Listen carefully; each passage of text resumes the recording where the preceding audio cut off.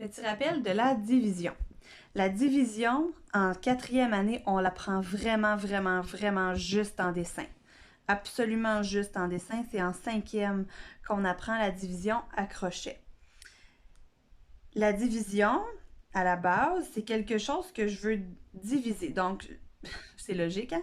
Si j'ai 628 bonbons et je veux le diviser entre moi, mon chum et Charlotte, ben il faudrait que j'en donne un à la fois à chacun. On va pas dessiner 628 bonbons, hein? On est capable de dessiner des paquets de 100, donc c'est ce qu'on va faire. Alors, en premier, on vient se dessiner, se représenter 628. 628.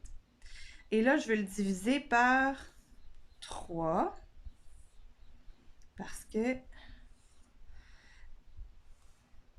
Voilà. Alors, je commence. Ici, c'est le seul calcul, la seule opération où on commence par les centaines, c'est la division.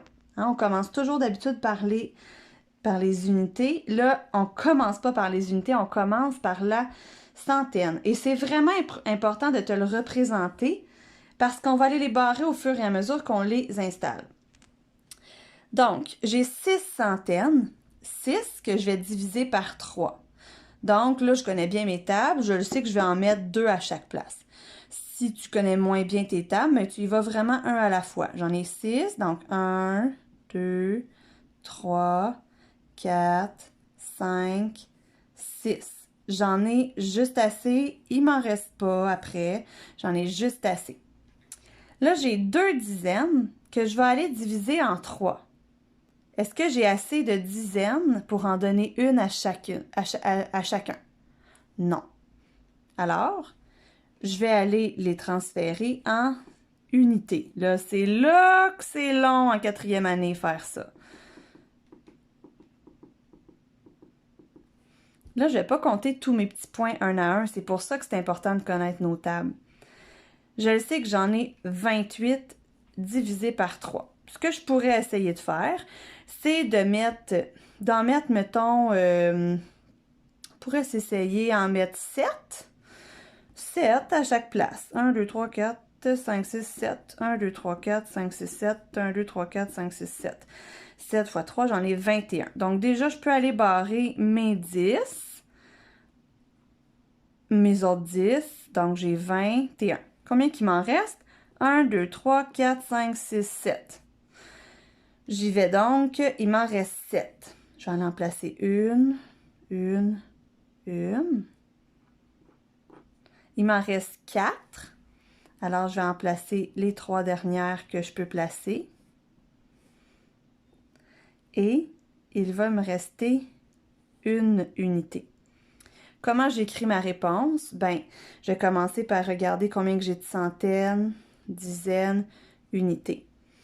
Donc, pour chaque personne, je vais avoir 200. J'ai pas de dizaines. 1, 2, 3, 4, 5, 6, 7, 8, 9. 209 unités. Faut pas que j'oublie mon unité qui me reste ici. Alors, ici, ça, c'était la division avec reste. Il me reste une unité. Et cette unité-là, ben, je l'aurais divisée en 3.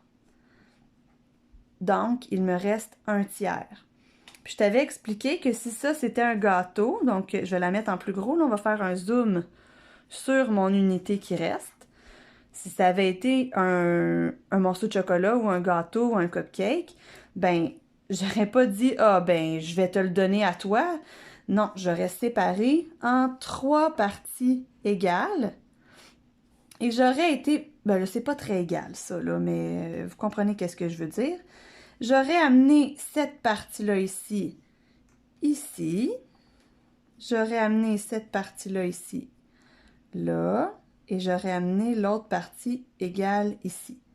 Ce qui fait que chaque personne ici aurait eu... Ça représente un tiers d'un tout. Alors, il y aurait eu un morceau.